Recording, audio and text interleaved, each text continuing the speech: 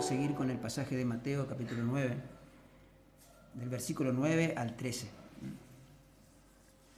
El pequeño bosquejo que hice está dividido en 6 puntos. El primer punto es un llamamiento eficaz a un hombre pecador. El segundo, Jesús es el llamador eficaz. Tercero, la convicción de un hombre pecador. Cuarto, los que se reconocen pecadores y necesitados. Quinto, los que se reconocen pecadores y creen que no necesitan un Salvador. Y luego el punto final, que son los sanos y los enfermos. Vamos al pasaje entonces, Mateo 9, versículo 9 al 13. ¿Lo tenemos? Y dice: pasando Jesús de allí, vio a un hombre que estaba sentado al banco de los tributos públicos, el cual se llamaba Mateo, y le dijo: sígueme. Y se levantó y le siguió. Y aconteció que estando él sentado a la mesa en casa, he aquí que muchos publicanos y pecadores que habían venido se sentaron juntos a la mesa con Jesús y sus discípulos. Y viendo esto, los fariseos dijeron a sus discípulos: ¿por qué come vuestro maestro con los publicanos y pecadores? Y oyéndolo, Jesús les dijo: los que están sanos no tienen necesidad de médicos, sino los enfermos.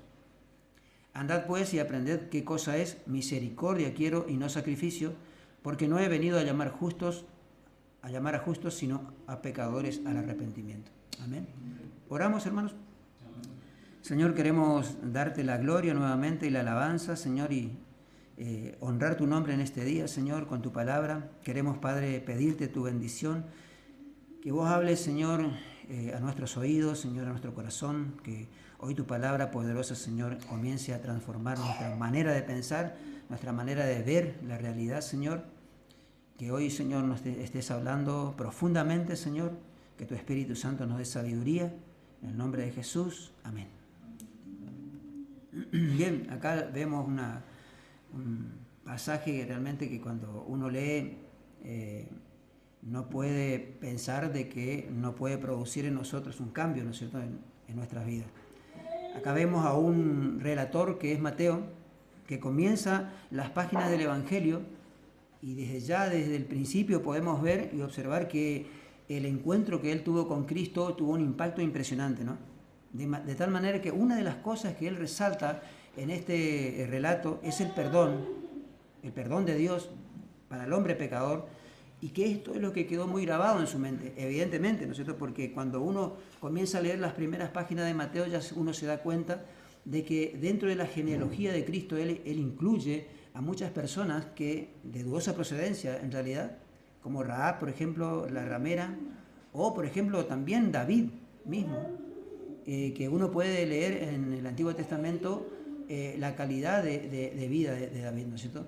Moralmente uno puede entender de que David se equivocó y por eso cometió pecados, ¿no es cierto?, y también asesinó, pero la cualidad de David es que él se volvió a Cristo, se volvió a Dios, buscó de Dios, tuvo una relación personal con Dios. Y eso es lo que transforma la vida de las personas, ¿no? Y está incluido dentro de la genealogía de Cristo, ¿no? También un hombre perdonado como David. Y yo creo que esta fue una de las cosas que resalta Mateo en todo su evangelio. En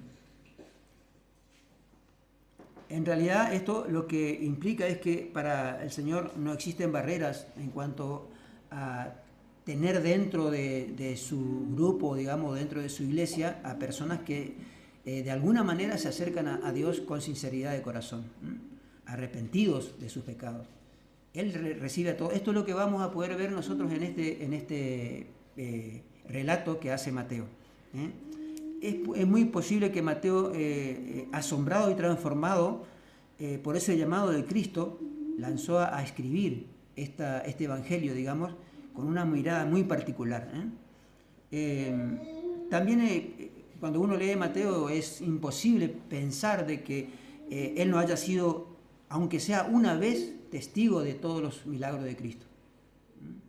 Cuando uno lee estas cosas, todo lo que es el Evangelio de Mateo, uno no puede pensar de que en algún momento Mateo no haya sido un seguidor, aunque sea desde lejos, de Cristo. Porque menciona muchas cosas muy interesantes, ¿no? Y aparte porque Mateo también vivía en la misma zona que vivía Jesús. Es decir, Capernaum era la ciudad que Cristo eligió para vivir todos los días, ¿no? Y ahí también sucedió este acontecimiento que nosotros leímos, y también ahí vivía Mateo. De tal manera que él menciona en el capítulo 4, versículo 13, y dice, y dejando Nazaret, hablando de Cristo, ¿no?, vino y habitó en Capernaum, ciudad marítima, en la región de Zabulón y Neftalí. Ahí nosotros podemos ver cómo desde un principio Mateo describe, digamos, el lugar donde conoce a Cristo, digamos, y donde se desenvolvió el ministerio de Cristo.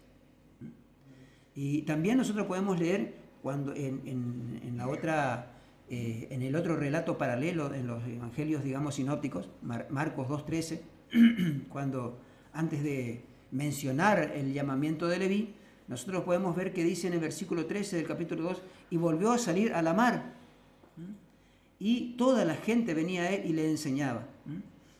Hecho este que se produce antes del llamado del Señor de Leví y luego de ese acontecimiento que ya el otro día, el domingo pasado, predicó el pastor, sobre el perdón también y la sanidad del paralítico. Ahí podemos ver nosotros el contexto de cómo el perdón es una de las cuestiones que a Mateo le llamó la atención y le quedó muy marcado en su vida. Pérez Millo opina, por ejemplo, dice, probablemente Mateo conocía a Jesús o por lo menos sabía de lo que estaba haciendo en sanidades y prodigios, dice. Es probable que alguna de sus enseñanzas dadas en la ribera del mar hubieran sido oídas por él. Esto es lo que dice Pérez Millo. También es cierto que tal vez lo que le impulsó a escribir el Evangelio a Mateo no solo fue resaltar el aspecto del perdón a los pecadores, entre los cuales también él se incluye, ¿no es cierto?, sino también para preservar los testimonios de personas que también fueron con él testigos del ministerio de Cristo. Por ejemplo, él describe muy bien en su Evangelio su venida como Mesías, como rey del pueblo de Dios, o como fundador, por ejemplo, de un nuevo pueblo formado por judíos y gentiles, y como aquel personaje del que hacían referencia de los escritos del Antiguo Testamento, ¿no? Él lo ubica a Cristo como aquel que lo menciona en el Antiguo Testamento en varias ocasiones, o tal vez en todas, ¿no?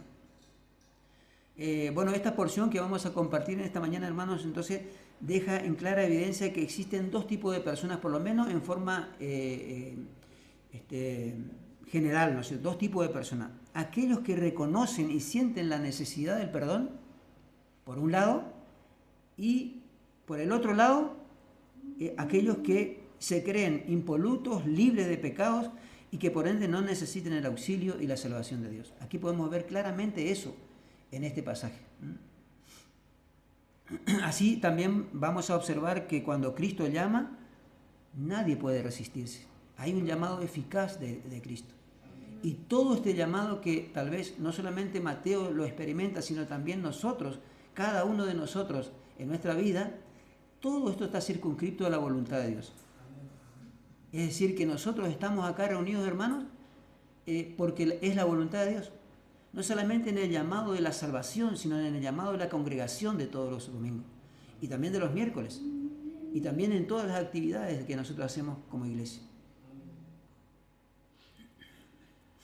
Veamos la primera parte entonces, lo que significa el llamado eficaz a un hombre pecador. Y dice que él, pasando Jesús de allí, dice, y hace suponer, como ya lo mencioné anteriormente, que Jesús venía de la costa del mar, en donde se encontró con una gran multitud, dice la palabra del Señor, que se reunió para escuchar sus enseñanzas. Y luego de la sanidad del paralítico, como habíamos mencionado. Es interesante que siempre que Jesús se reúne con la multitud, siempre, todas las veces dice que Él enseñaba. Cuando se iba a la sinagoga no se iba para otra cosa que no sea para enseñar su doctrina. Y esto es importante, hermanos, porque cuando nosotros también nos reunimos, nosotros siempre tenemos que pensar en eso. Que lo más importante, es muy lindo el mate, la factura, todo eso, pero lo más importante es la predicación de la palabra del Señor. Y lo vamos a ver después, ¿no es cierto? Porque Él dice que vio a un hombre en este versículo. Y la mirada de Jesús no se enfocó en otra cosa que no sea en forma exclusiva en una persona.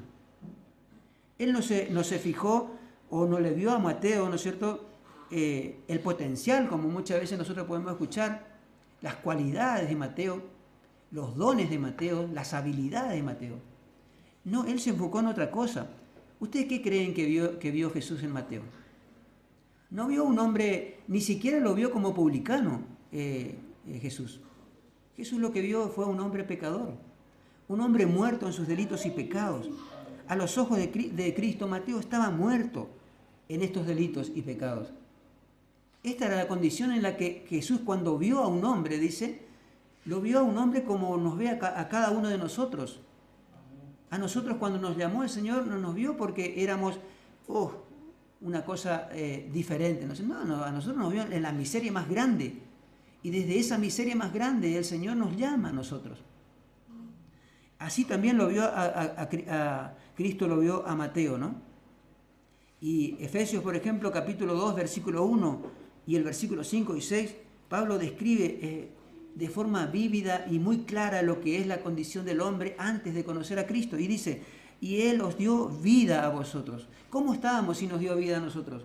Estábamos muertos en nuestros delitos y pecados.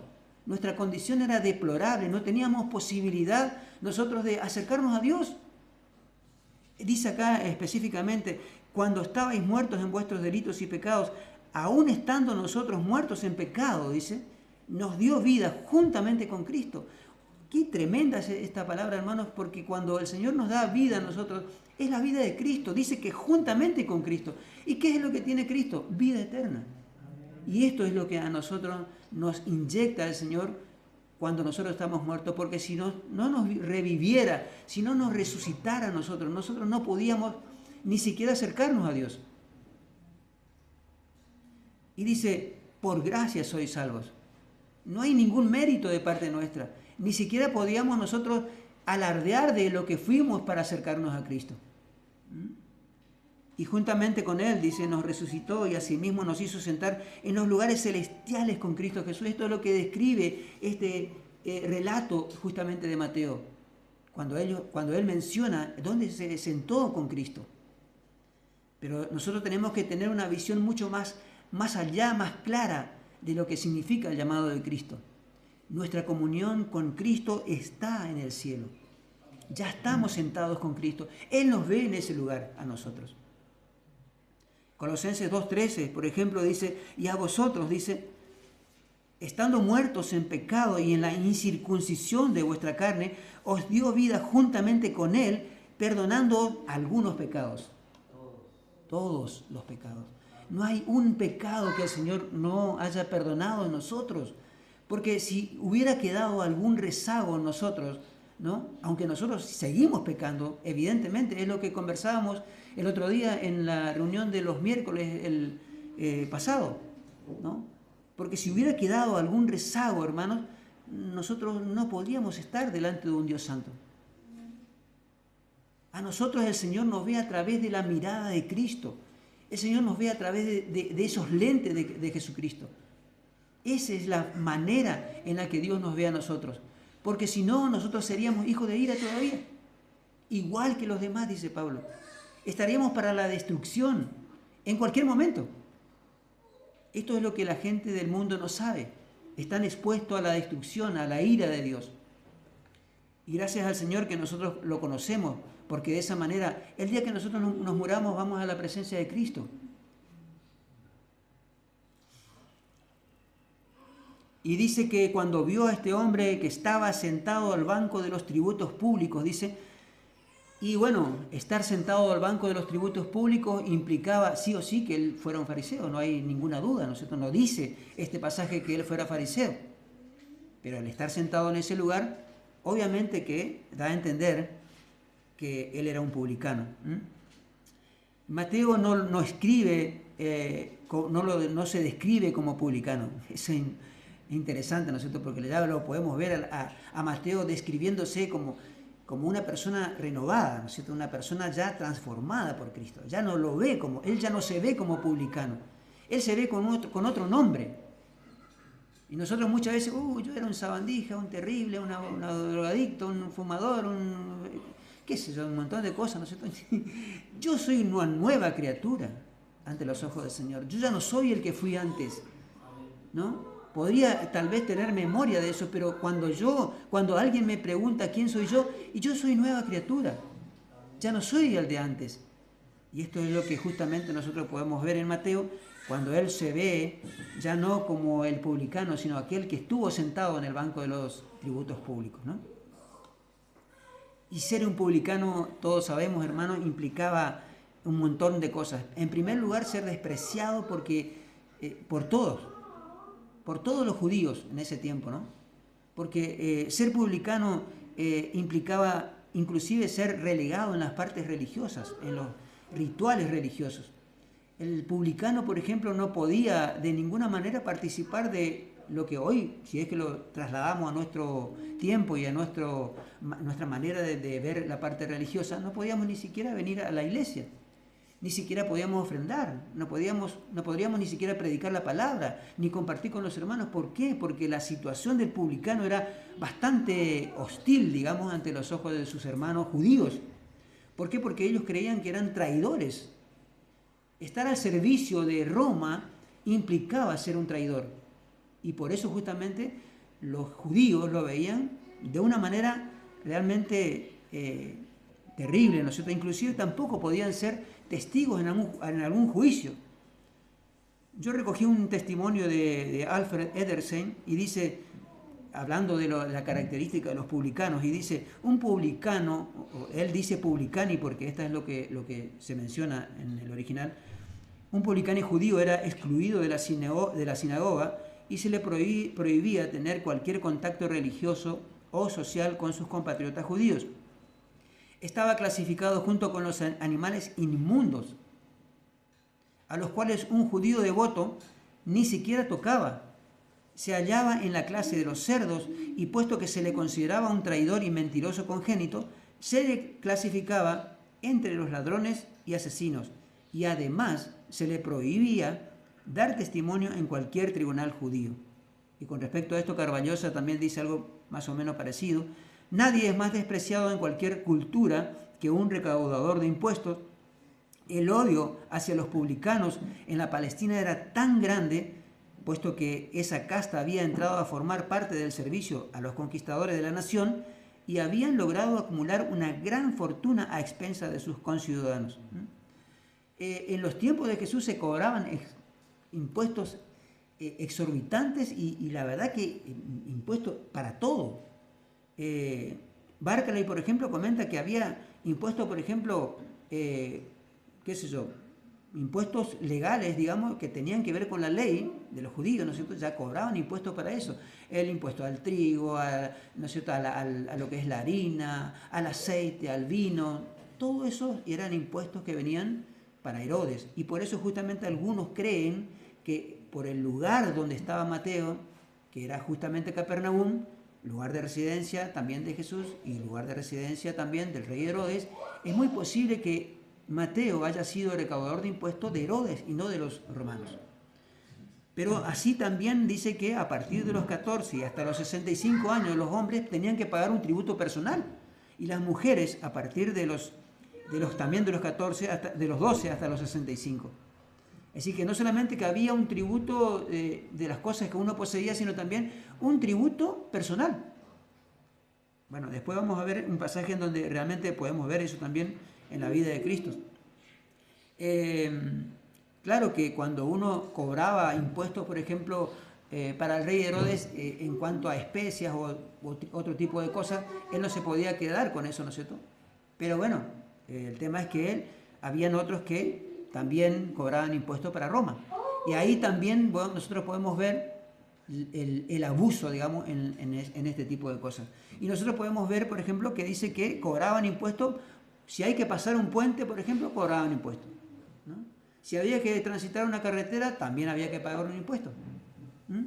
Si tenías un carro de lujo de 2 ejes, tantos pesos. Si tenías otro de 3 ejes, tantos pesos. Si tenías un carro de 4 ejes, tantos pesos. Te cobraban por el burro, 0 kilómetros que tenías, por un caballo, lo que sea, por todo te cobraban. O sea, cuando uno ve estas cosas, Uno puede decir realmente, como decía el autor de Eclesiastés, no hay nada nuevo bajo el sol, ¿no? Uno cuando pasa el puente muchas veces dice, ¿por qué me cobran por tanto eje, por la altura, qué sé yo, tanto por el ancho, todo eso? Nada nuevo. ¿eh?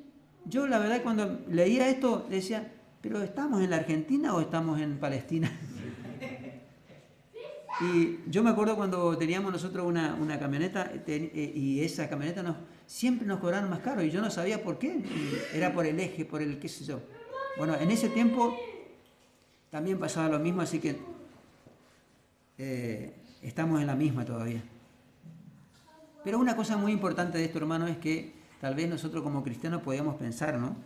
Que tal vez esto pudiera desagradar a Cristo, pero no existe en ningún lugar de la Biblia en donde nosotros podamos leer que esto haya desagradado a Dios, ¿no? O que Cristo estuviera en contra, ¿no es cierto?, del pago de los impuestos y las tasas tributarias. Eso es lo que podemos ver en el relato de Mateo, por ejemplo, en el capítulo 22, y compartimos nosotros en el versículo 17. Hubo un momento en que los judíos querían hacerle caer en una trampa a Cristo, ¿no? Y dice que llegaron estos enviados de los judíos para tentarle a Cristo, ¿no? Y con palabras halagueñas dice, dinos pues, ¿qué te parece? ¿Es lícito dar tributo a César o no? Y la respuesta fue realmente asombrosa, ¿no? Nosotros podemos ver que fue maravillosa y los dejó en ridículos a ellos. ¿Por qué? ¿Qué le dice el Señor? Entonces le dijo, ¿de quién es esta imagen y la inscripción que tiene la moneda? Le dijeron de César. Y bueno, entonces, si es de César, denle a César lo que es de César y a Dios lo que es de Dios. De ninguna manera nosotros podemos ver o insinuar que Cristo se haya opuesto a esto. Mal que nos pese a nosotros, ¿no es cierto? Y también en otra ocasión Mateo nos cuenta también, fíjense lo interesante, Mateo nos cuenta también esto, en el capítulo 17, lo siguiente, en el versículo 24 al 27. Y como llegaron a Capernaum, vinieron a Pedro los que cobraban las 2 dracmas, otro impuesto más, que era impuesto del templo ya. Y dijeron, ¿vuestro maestro no paga las 2 dracmas? Él dice, sí. Y entrando él en casa, Jesús le habló diciendo, ¿qué te parece, Simón? ¿Los reyes de la tierra, de quién cobran los tributos o los impuestos? ¿De sus hijos o de los extraños? Pedro le dice, de los extraños. Y Jesús le dijo, luego los hijos están exentos. Sin embargo, para no ofenderlos, ve a la mar y echa el anzuelo, y el primer pez que viniere, tómalo y abierta su boca, hallarás un estátero. Tómalo y dáselo, ¿por quién? Por mí y por ti. Aquí vemos nosotros la disposición de Jesús también de pagar los impuestos. ¿Por qué? Para no ofenderlos. Tal vez él seguramente que pensaba que eran abusivos los impuestos, pero ¿a quién tenemos que agradar, hermano, nosotros? ¿Me tengo que agradar a mí o a Dios? El Señor dice que nosotros tenemos que agradar inclusive al hermano. Yo estoy en segundo lugar. Entonces, cuando Jesús ve, hermanos, a Mateo, lo ve sentado en un lugar inadecuado. Él quería sentarlo en un lugar de privilegio a Mateo. Junto a él, en su presencia, dice. Y acá él menciona cuál es el nombre de esa persona que estaba sentado en el banco de los tributos. Se llamaba Mateo. Mateo significa regalo de Dios. Y yo creo que Mateo es un regalo del Padre para su Hijo. Es posible que Jesús le haya puesto ese nombre a Mateo. De tal manera que en los relatos paralelos, por ejemplo en Marcos y en Lucas, ahí lo identifican como Levi, el hijo de Alfeo. O Leví, el hijo de Alfeo. Los cambios de nombre, ustedes saben que era muy común en ese tiempo, de tal manera que nosotros lo podemos ver en algunos relatos bíblicos, por ejemplo Abraham, ¿no? Abraham después se transformó en Abraham, Sarai en Sara, Jacob en Israel, Pedro Simón en Pedro, Saulo en Pablo, y bueno, así muchos otros ejemplos, ¿no es cierto?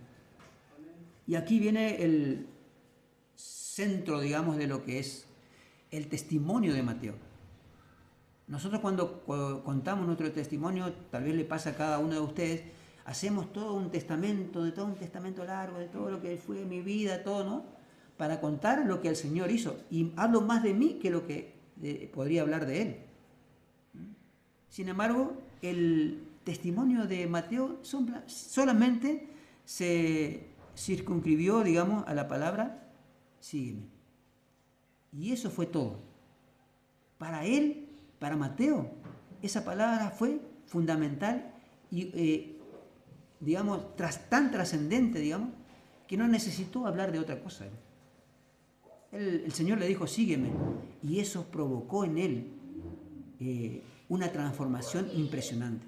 De tal manera, hermanos, que esta palabra sígueme es la palabra que hace que ese hombre que estaba muerto resucite.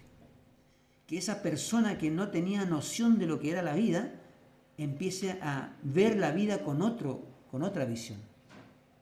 Necesitaba Mateo esa palabra. Él estaba esperando, yo creo, que Jesús le llamara de esa manera. Él estaba esperando. ¿Cómo puede ser que una persona que haya hecho semejante cantidad de milagros, por eso creo que él haya experimentado anteriormente un acercamiento al ministerio de Jesús? ¿Cómo es posible que una persona como Jesús, tan santo, tan puro, tan como él veía con cualidades divinas, ¿no? Seguramente hasta ese momento, llame a una persona pecadora y despreciable por la sociedad, ¿no es cierto?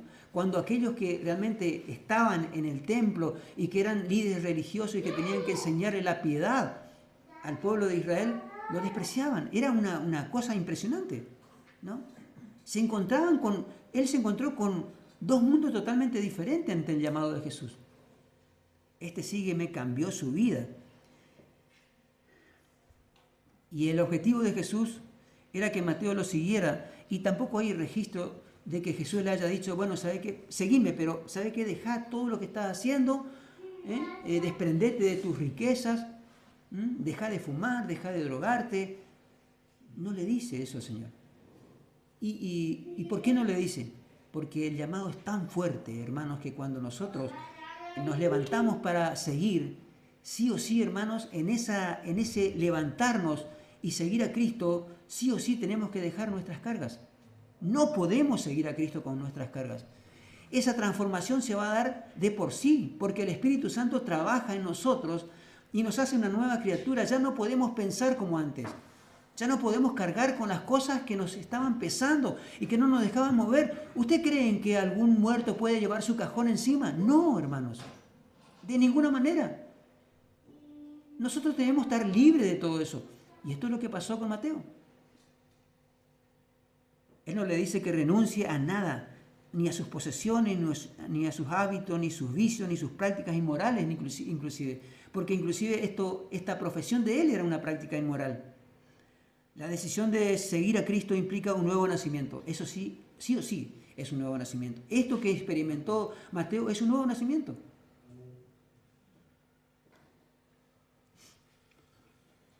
Dice Hebreos 4:12, porque la palabra de Dios es eficaz, es viva y eficaz y más cortante que toda espada de dos filos y penetra hasta partir el alma y el espíritu, las coyunturas, los tuétanos, y discierne los pensamientos y las intenciones del corazón. Todo esto pasó en la mente de Mateo en una milésima de segundo a la velocidad de la luz. A la velocidad de la luz. Es impresionante. ¿Cómo se produce eso? Ninguno de nosotros podemos explicar. Ninguno de nosotros podemos explicar el poder que tiene la palabra del Señor. ¿Por qué, hermanos, es importante la predicación de la palabra? La verdad de la palabra del Señor. Porque es lo único que puede transformar la vida del pecador. Nosotros no podemos predicar al pastor. Nosotros no podemos predicar al ministerio de música de la iglesia, al grupo de jóvenes, al de matrimonio. Nosotros no podemos predicarle a la persona de estas cosas para acercarse a la iglesia. Son muy lindas las actividades de la iglesia, pero ¿qué es lo que tiene poder si no es la palabra de Dios? Si nosotros hacemos lo otro, estamos perdiendo el tiempo, hermanos, porque vamos a juntar gente que va a venir acá porque le gusta la música, ¿no? O porque le gusta cómo predica el pastor. Pero ese no es el objetivo. El objetivo es que la persona venga y conozca al Señor. Ese es el objetivo. Porque si no vamos a llenar gente la iglesia de gente que no conoce a Cristo. Y resulta que mañana si se muere van a ir al infierno, hermanos. El objetivo de predicar la palabra del Señor es que la gente se salve de este mundo de maldad. Este es el objetivo. Y por eso tuvo resultado impresionante en la vida de Mateo que el Señor le dijera, sígueme, palabra viva de Dios. Sale de la boca de Dios y produce una transformación impresionante. Carvallosa dice, este llamado soberano que llevó a Mateo fue simplemente sígueme. El tiempo del verbo es presente y sugiere que las acciones, que la acción, no es un acto momentáneo, sino una cuestión de por vida. Qué impresionante, ¿no? La descripción que hace. El llamamiento no es algo para que vos te vengas a la iglesia un día y después ya ande como quieras. No, hermanos. No, Dios tiene un plan, un propósito en el llamado. El llamado es para que vos estés en su presencia, ni siquiera para que lo sirva, sino para que estar en su presencia. Eso es lo que le agrada a Dios. Y dice, el modo del verbo es imperativo, lo que indica que es una orden, no es una invitación. No es algo que el Señor le dice, si querés seguime, y tampoco le dice, seguí mis enseñanzas, vení, seguí mis enseñanzas. No, Él le dice, sígueme. Hay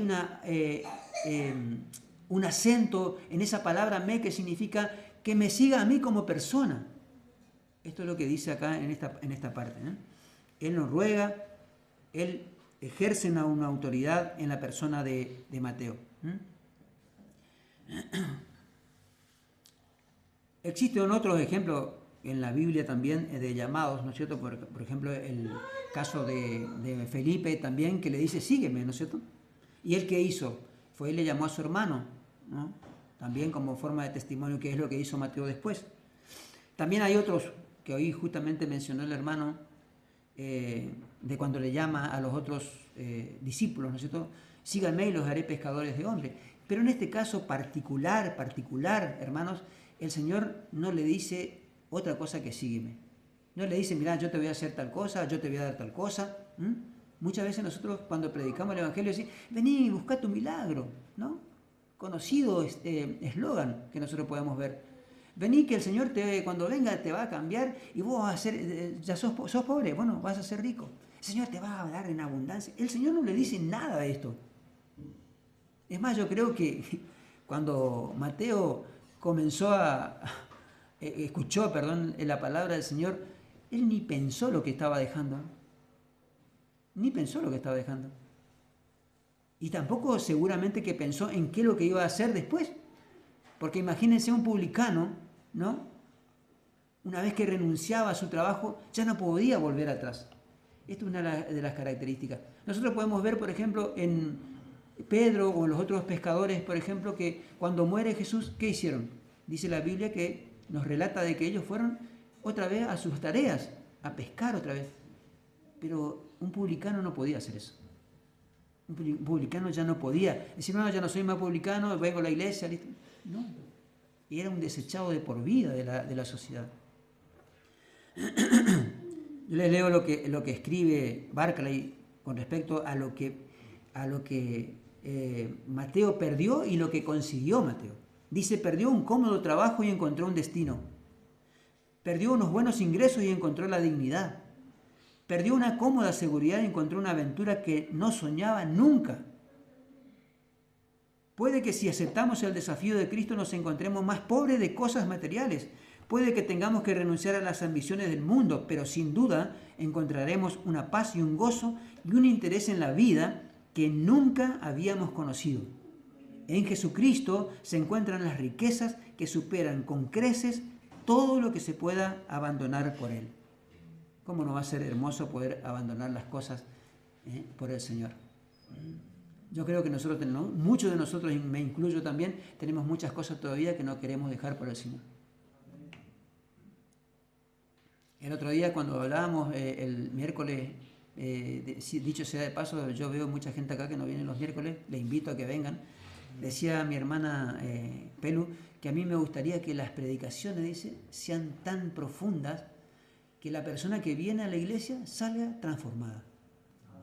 Y eso es mi objetivo también en esta mañana, que usted salga transformado por la palabra del Señor. Y dice Filipenses 3, 7 y 8, que es lo que describe también Pablo, ¿no? El encuentro con Cristo, y renuncia a todo lo que antes de conocerlo consideraba de valor al escribirle a los filipenses. Filipenses 3, 7 y 8 dice, pero cuantas cosas eran para mí ganancias, dice, las he estimado como pérdidas por amor de Cristo. Y ciertamente, dice, aún estimo todas las cosas como pérdida por la excelencia del conocimiento de Cristo Jesús mi Señor, por amor del cual lo he perdido. ¿Algunas cosas? Todo. He perdido todo, dice, y lo tengo por estiércol, ¿no? Por basura, para ganar a Cristo. Todo lo que nos falta a nosotros todavía, hermanos. Si ya lo perdimos todo, todavía nos falta ganar otras cosas. Él dice acá, no es cualquier cosa, es ganar a Cristo.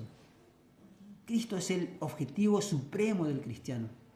No hay otra cosa más importante para nosotros, hermanos, que no sea Cristo. Ese es nuestro objetivo. De Él debemos estar enamorados nosotros. Porque si hay otras cosas que pesan en nuestra vida, no nos van a dejar avanzar. El objetivo de Cristo, hermanos, es que nosotros avancemos, que maduremos, que crezcamos. Porque va a llegar el momento en que nosotros vamos a tener 50 años en la iglesia y todavía vamos a andar en pañales. Y por eso que es lo que pasan muchas cosas en la iglesia cuando no maduramos. Empezamos a mirar que la paja que tiene el hermano y nosotros tenemos una viga en el ojo. Empiezan a haber problemas en la iglesia porque justamente no crecemos. Porque ¿qué hace el niño? Hace berrinche, se tira en el piso, llora, ¿no es cierto? Eso es lo que hace un niño. El Señor no quiere niños en la congregación. El Señor quiere que nosotros empecemos a madurar. Ese es el objetivo del Señor para con nosotros. Por eso nos llama. Porque si nos llama ya, estando muertos, nos resucita, es decir, que nosotros resucitamos, nacemos de nuevo, somos niños, pero un niño no puede quedar como niño toda la vida, ni siquiera en el aspecto natural. Nosotros debemos crecer, tenemos que madurar. Es imposible que nosotros podamos pasar nuestra vida en este mundo sin crecer. Debemos crecer. Se me viene a la mente nomás un pasaje cuando el Señor, en el capítulo 10, versículo 3, dice, las ovejas oyen su voz y sus ovejas llama por nombre y las saca. Esto es lo que pasó con Mateo. Los llama, los conoce, el Señor los conoce antes. Antes de todas las cosas ya nos conoce. El otro día me acordaba de cómo, de manera, digamos, como testimonio, digamos, personal, yo me veía cómo el Señor, desde antes de que yo lo conozca ya, me cuidó a mí. Me preservó de un montón de cosas. Pero eso yo no lo notaba en el momento en que estaba viviendo esa circunstancia en mi vida. Yo lo noto hoy. Yo noto cómo el Señor me cuidó y me guió, aunque yo no sabía, me guió por un camino, digamos, que me conducía hacia Él. De alguna manera, no sé, espiritualmente, ese sígueme, digamos, también está presente en cada uno de nosotros. Nosotros lo seguimos a Cristo y no sabemos a veces cómo son los caminos del Señor. Pero el Señor tiene un camino para cada uno de nosotros. Y dice la parte siguiente del versículo, y aconteció que estando él sentado a la mesa, he aquí que muchos publicanos y pecadores que habían venido se sentaron juntamente a la mesa con Jesús y sus discípulos. Esta descripción que hace Mateo, hermano, es la clara descripción de lo que es la iglesia hoy. Donde se reúnen aquellos despreciados, viles, desechados, que fuimos nosotros, pecadores empedernidos, muertos en nuestros delitos y pecados, pero hoy estamos compartiendo la mesa con el Señor. Eso es lo que describe en su primera epístola Pablo a los Corintios, 1 Corintios 1, 26 y 29, cuando él le escribe para hacerle notar de dónde nos saca el Señor a nosotros y cuál era nuestra condición. Y él dice, fíjense, porque mirad, hermanos, vuestra vocación, que no sois muchos sabios según la carne, ni muchos poderosos, ni muchos nobles. Dice, antes lo necio del mundo escogió Dios. Entre eso estamos nosotros. ¿Para qué? Para avergonzar a los sabios. Y lo débil del mundo escogió Dios para avergonzar a lo fuerte. Y lo vil y lo menospreciado escogió Dios, y lo que no es, para deshacer lo que es, para que ninguna carne se jacte en su presencia. ¿Cuántas veces nos dijeron a nosotros, vos no sos nadie? ¿Sí o no? Vos no sos nadie. Sin embargo, a ese nadie escogió Dios, para avergonzar a aquel que se cree que es algo en la vida. Eso es lo que dice este pasaje. Es interesante que cuando él en este pasaje menciona 2 veces la palabra estar sentado, primero en el banco de los tributos y después dice sentado a la mesa. Sentado en el banco de los tributos sí implicaba estar sentado como una forma de vida. Eso era algo común para Mateo. Sin embargo, este sentado tiene otro sentido, porque en la mesa, cuando había un banquete en ese tiempo de Jesús, no se sentaban en sillas, se tiraban en el piso, digamos, se recostaban en el piso. Eso era el sumum, digamos, de los que, en una cena, por ejemplo, cuando acá dice que hay un banquete. Un banquete implica, ¿qué? Comidas de calidad, bebidas de calidad. No era una picada, ¿no? No, era una comida, un banquete, comidas de primera, bebidas de primera. Eso era lo que estaba ahí sucediendo en este momento y que Mateo lo describe bien. Estaban recostados, como decimos nosotros, una cena de calidad, ¿no es cierto? O un banquete en este caso. No era una cena común o una comida común, ¿no es cierto?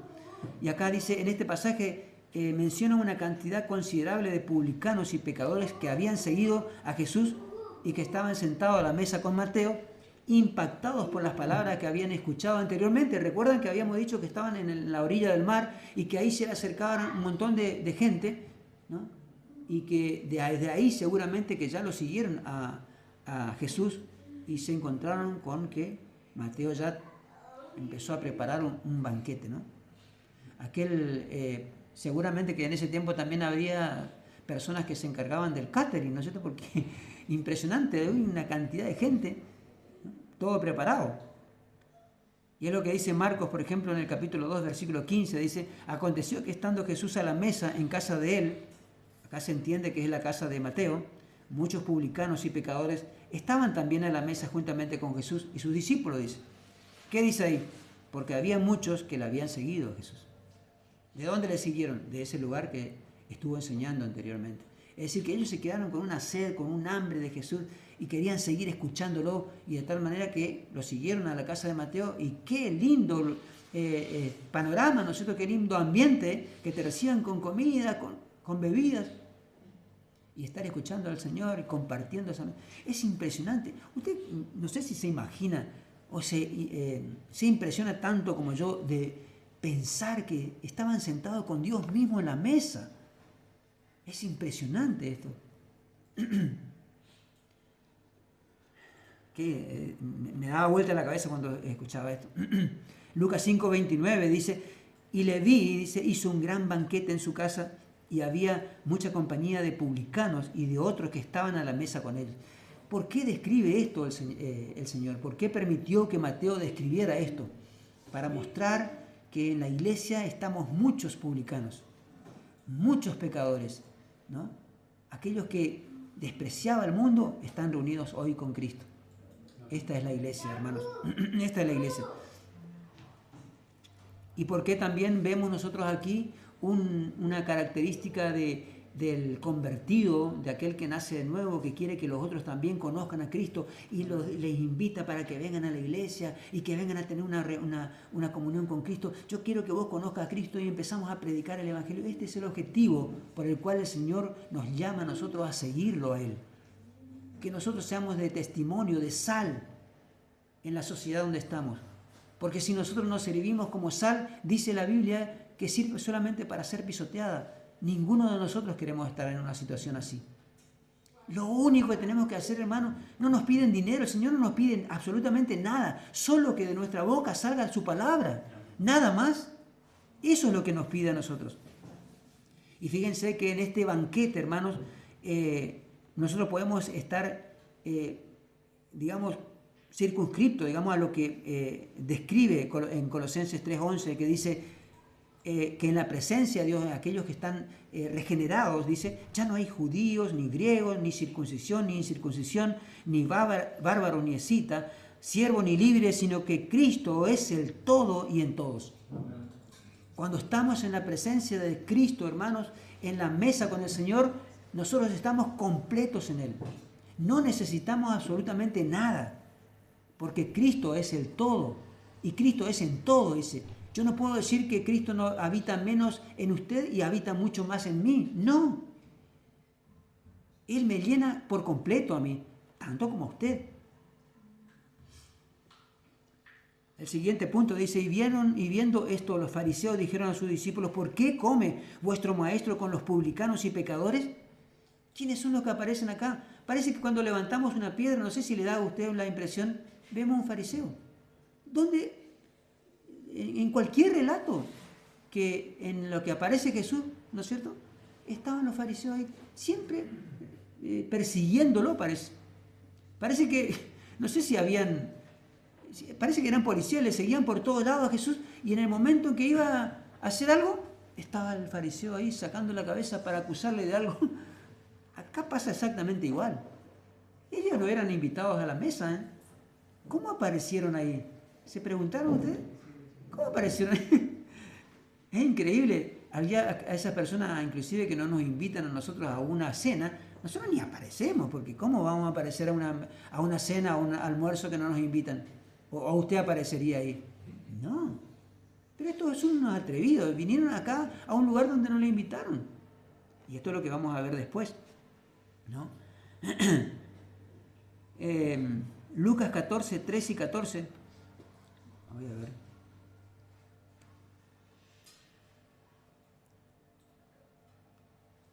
Lucas 14. 13 y 14. Lo tengo acá agendado. También nos muestra algo similar, ¿no es cierto? Cuando hagas banquete, dice, llama a los pobres, los mancos, los cojos y los ciegos.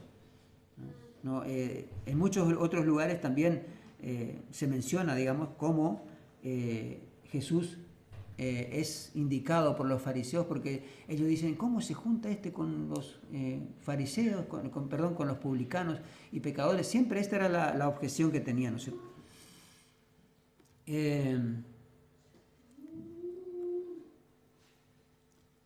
Pero lo que podemos ver acá es que estos fariseos no acuden a Jesús, sino a los discípulos, dice, y le preguntaron, ¿por qué tu Señor, dice, ¿por qué tu Señor comparte la mesa con publicanos y pecadores? ¿Por qué come?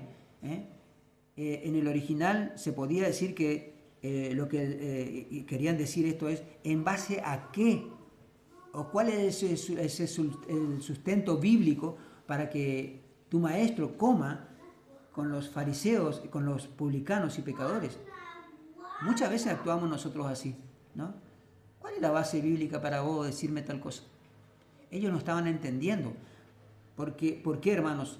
Hay una cosa que ellos estaban, el punto principal, digamos, que ofendió, digamos, a los fariseos, no fue que los publicanos y los pecadores estuvieran dispuestos a relacionarse con Jesús, sino que Jesús se relacionara con ellos. ¿Me explico? El punto del conflicto no estaba en que los fariseos se reunieron los publicanos, y pecadores se reunieran con Cristo, sino que Cristo se reuniera con ellos. Y yo creo que cuando uno lee el Salmo 1, por ejemplo, ¿qué dice el Salmo 1? Bienaventurado el varón que no anduvo en consejo de malos, ni en silla de escarnecedores se ha sentado, sino que en la ley de Jehová está su delicia. Ellos creo que tenían en mente eso, ¿no es cierto? ¿Cómo puede ser que un hombre santo se siente con ellos? La cuestión, hermano, es que, la verdad es que nosotros, cuando nos juntamos con aquellos que no conocen al Señor, lo que nosotros tenemos que hacer es ser influencia para ellos. Eso es lo que explica este Salmo 1. Y no que los mundanos, digamos, la gente que no conoce a Dios, aquellos que son pecadores, nos influyan a nosotros, ¿no? Este es el objetivo del Salmo 1. Y que eso creo que es lo que entendían mal los fariseos. Carballosa dice, por ejemplo, para los fariseos separatistas del mundo, Para los fariseos separatistas, el mundo estaba dividido en dos grupos, ellos y los pecadores. No había sitio para nadie más, y por esta razón reprocharon a Jesús asociarse con los publicanos y pecadores. Y esto es lo que nosotros también vemos que creemos, digamos, que el fariseo se quedó allá en el tiempo. Nosotros cuando leemos el fariseo creemos que se quedó en el tiempo de Jesús, pero sin embargo el espíritu del fariseo todavía sigue estando con nosotros. Y lo más grave de todo es que el fariseo habita en la iglesia. No estoy hablando de la iglesia, de la congregación local, sino como cuerpo de Cristo. El fariseo todavía sigue morando con nosotros, porque cuando nosotros juzgamos con nuestro criterio y no juzgamos con el criterio divino, con el criterio, con el canon de Dios, entonces cometemos lo mismo que hicieron los fariseos. A veces criticamos nosotros, ¿por qué nosotros nos juntamos con fulano y con mengano? Si no vienen a la iglesia. Y a veces criticamos al hermano que cree una determinada cuestión, ¿no es cierto? Y no cree lo mismo que yo. Obviamente, ¿no es cierto?, basado en aquellas verdades profundas, ¿no es cierto?, fundamentales de la palabra del Señor. Sin embargo, nosotros vemos que todavía el fariseísmo está presente en muchas de las iglesias, ¿no es cierto? Tendríamos que tener en cuenta lo que dice Pablo en Romanos 12, versículo 3 y versículo 16. Dice: digo pues, por la gracia que me es dada a cada cual que está entre vosotros, que no tenga más alto concepto de sí que el que debe tener, sino que piense de sí con templanza, conforme a la medida de fe que Dios repartió a cada uno. Yo no soy más que ninguno de ustedes, ni ustedes son más que yo, de ninguna manera. Todos somos así, iguales delante del Señor. Delante de los ojos del Señor todos somos iguales porque todos somos redimidos. No hay un redimido premium acá en el reino de Dios. No hay. O un redimido común. De ninguna manera pasa eso. Dice: unánimes entre vosotros, no altivos, sino asociándoos a los humildes. No seáis sabios en vuestra propia opinión. Jesús mismo, conociendo la actitud de soberbia de los fariseos y que se creían libres de todo pecado, blancos, impolutos, ¿no es cierto?, santos, sin manchas, que depositaban su confianza en sí mismos y no en Dios, y menospreciaban a los demás.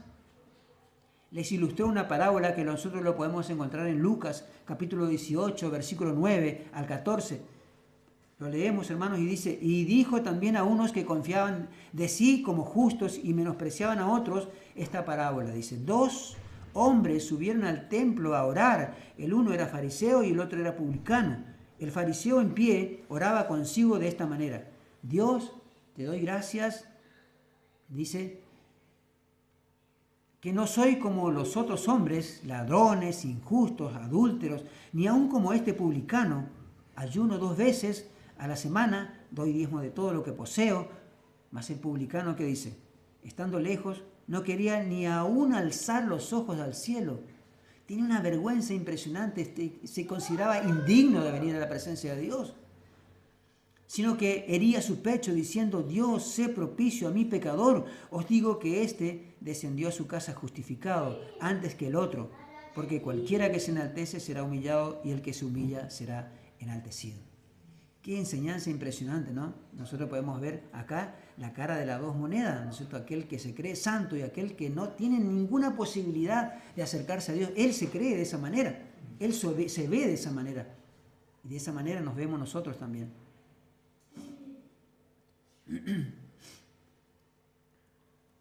Entonces es cierto que el problema no está en que nosotros comamos con los pecadores, sino que los pecadores no influyen en nuestras vidas. Esto creo que es lo que yo le decía recién, que entendían mal los fariseos. En 1 Corintios, por ejemplo, 15, Pablo dice: no erréis, las malas conversaciones corrompen las buenas costumbres, ¿no?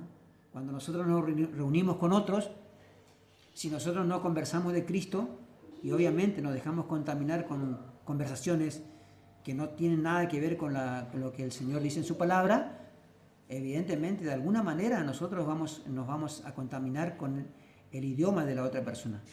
Y cuánto más nosotros, si hablamos la palabra del Señor, vamos de alguna manera, si se quiere, contaminar al otro, ¿no? Santificar sería la palabra correcta, ¿no es cierto? A otra persona con la palabra del Señor. Y oyéndolo Jesús le dijo, los que están sanos no tienen necesidad de médicos, sino los enfermos. Los fariseos no se dan cuenta que se encuentran frente al médico del alma, pero como ellos se consideraban sanos, sin defectos y no necesitados de Dios, entonces obviamente el médico era para los otros, no para ellos. Por eso Jesús le dice que el médico es para los enfermos y no para los sanos. O sea, Jesús le estaba sacando en cara, le dicen, bueno, los enfermos están reunidos acá en la mesa conmigo. Ustedes son sanos. ¿Qué hacen acá si ustedes no necesitan de mí? Yo estoy en el lugar correcto. Por eso después le dice que lo que hay que tener en cuenta lo que dice Oseas 6. Yo quiero misericordia y no sacrificio. Entonces dice, yo creo que Jesús se identifica con el Jehová Rafa del Antiguo Testamento, y ellos no se están dando cuenta, digamos, que en la persona de Cristo, en esa actitud de Cristo de estar con aquellos que están enfermos, está la muestra del Mesías, y ellos no se dan cuenta de la presencia misma de Dios. Fíjense lo que dice Éxodo 15:26. Dice, si oyeres atentamente la voz de Jehová tu Dios, e hicieres lo recto delante de sus ojos, y dieres oído a sus mandamientos, y guardares todos sus estatutos, ninguna enfermedad de las que envía a los egipcios te enviaré a ti, porque yo soy Jehová tu sanador. Jehová tu sanador, Jehová Rafa, estaba presente ahí, y ellos no lo estaban viendo, no lo estaban observando. Carballosa dice, en primer lugar, los fariseos rehúsan el ministerio sanador del Señor e ignoran el hecho de que Él es el médico divino. Pero en segundo lugar, en su inhumanidad y falta de misericordia, dejan perecer a quienes ellos mismos consideran enfermos. Ellos eran los encargados, ¿no es cierto?, de parte de Dios, de ir a sanar a aquellos que estaban enfermos, pero ellos no estaban haciendo eso.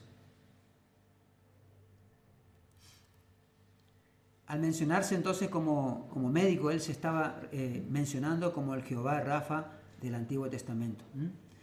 MacArthur, por ejemplo, en este comentario dice, la analogía es simple. Así como se espera que un médico vaya a los que están enfermos, se espera que un perdonador vaya a los que son pecadores. Es lo lógico, ¿no es cierto? Es lo que se espera. Jesús estaba dándose a aquellos que reconocían su necesidad más profunda. ¿Qué clase de médico pasaría todo su tiempo con individuos sanos y se negaría a relacionarse con aquellos que están enfermos? Jesús dio a entender a los fariseos, ¿son ustedes médicos que diagnostican pero que no tienen el deseo de curar? ¿Van a decirle a una persona cuál es su enfermedad para luego negarse a darle la medicina que necesitan? ¿Qué acusación de la dureza del corazón que mostraban? Aquellos a quienes diagnosticaban como pecadores se mostraban muy dispuestos a dejarlos que siguieran siendo pecadores. Es decir, que la función de los fariseos en realidad era para nada, no servía. Es más, Jesús en una oportunidad les acusa y les dice, ustedes recorren el mundo buscando un adepto, dice, y lo hacen a esa persona más merecedor del infierno que ustedes mismos. Esto es lo que pasó en la vida de Pablo, ¿recuerdan? Él se identificaba como fariseo, hijo de fariseo, respetuoso de la ley. No había ninguna tacha para con él. Pero él iba camino a la muerte eterna. Hasta que nosotros podemos notar en la palabra del Señor que tuvo el Señor misericordia y se encontró con él en el camino. Y todos sabemos la historia de Pablo, ¿no? Andad pues y aprended qué cosa es misericordia quiero y no sacrificio, porque no he venido a llamar a justos, sino a pecadores al arrepentimiento. Los enfermos son aquellos que son, pecadores y que necesitan el arrepentimiento. Y los justos están relacionados con aquellos que son los sanos, ¿no?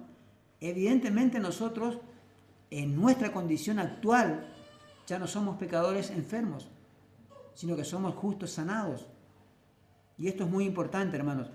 ¿Por qué? Porque sin arrepentimiento no hay perdón de pecados. Si usted no se arrepiente, nunca puede ser perdonado. Esa es la condición. Los fariseos no solamente se creían merecedores de la bondad de Dios y que merecían la salvación por ser más puros, a diferencia de aquellos que eran publicanos y pecadores, que sí merecían el más terrible de los infiernos. Esa era la opinión de ellos. Sino que además eran ignorantes a las Escrituras. Y ahí radicaba su problema. El problema de ellos en no entender el ministerio de Cristo estaba en la ignorancia de las Escrituras. Por eso Él le dice, andad pues y aprended. Pero ¿cómo si ellos estudiaban las Escrituras? ¿No era que ellos se pasaban toda la vida estudiando las Escrituras? Sí, se pasaban. Pero el tema, el gran problema de ellos es que enfocaban el estudio de las Escrituras en la parte ritual. En la parte ritual, en la parte ceremonial. Pero descuidaban lo otro. Y por eso dice, vayan y aprendan. La misericordia, hermanos, es algo que se tiene que aprender. Es algo que se tiene que aprender. Nosotros no nacemos con eso. Eso se genera en nosotros a través del movimiento, del momento en que somos nacidos de nuevo y el Espíritu Santo empieza a producir en nosotros un cambio, una transformación en nuestra vida. Amén. Por eso es que el Señor le hace recordar esto que dice Oseas 6:6, misericordia quiero y no sacrificios, porque justamente podríamos decir que no era un problema nuevo, sino que es un problema de arrastre que traían los judíos. Jesús viene a mostrarle a ellos que ese problema ya viene de allá de la época de Oseas, no es algo nuevo.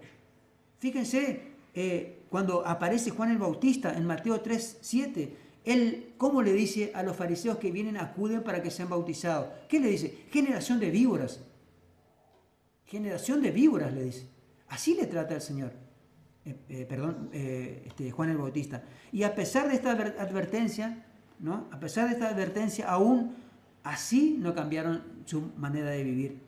Y Jesús mismo repite esta advertencia, si nosotros lo notamos en Mateo capítulo 12, versículo 37, y dice, generación de víboras, le dice otra vez a los fariseos. Aparte de que después lo trató de hipócritas, ¿no es cierto? Acá le dice generación de víboras. ¿Cómo podéis hablar bien siendo malos? Porque de la abundancia del corazón habla la boca.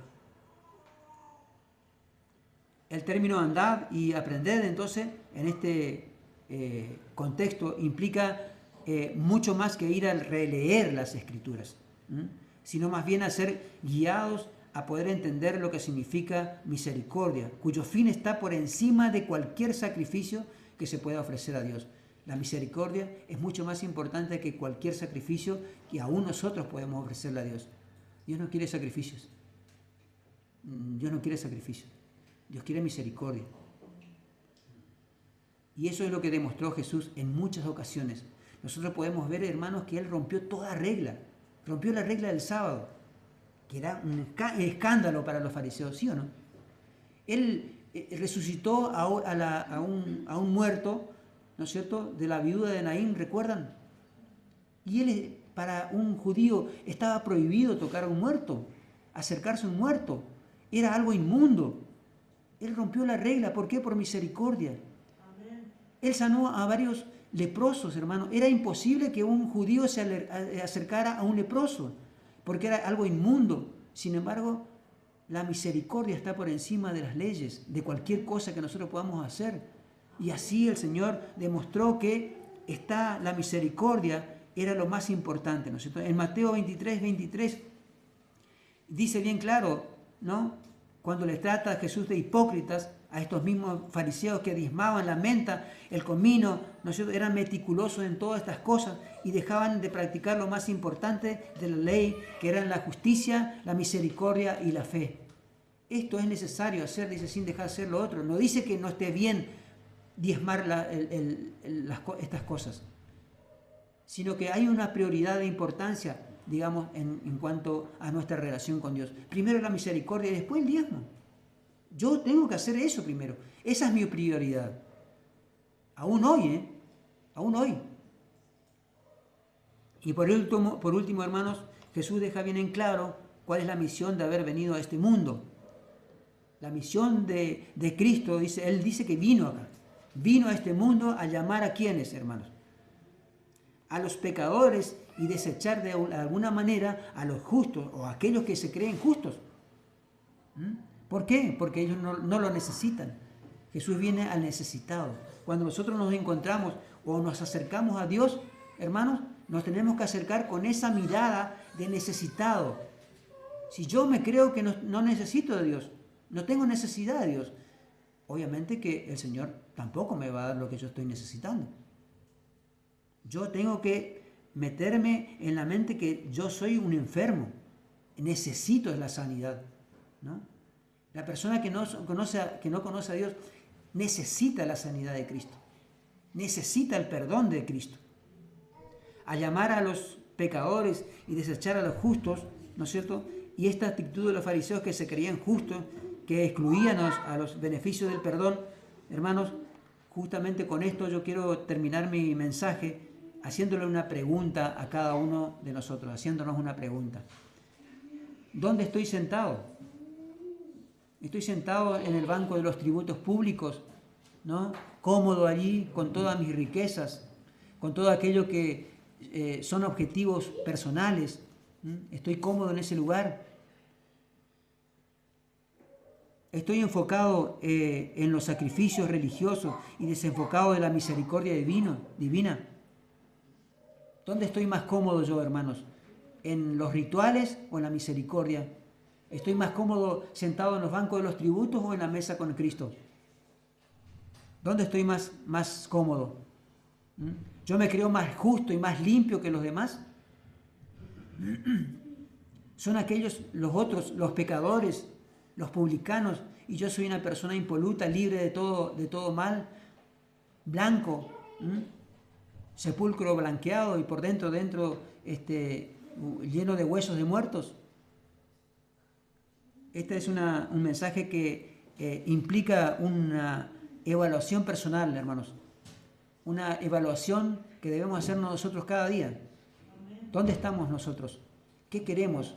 ¿Realmente el Señor nos llamó para una misión, para tener un propósito divino?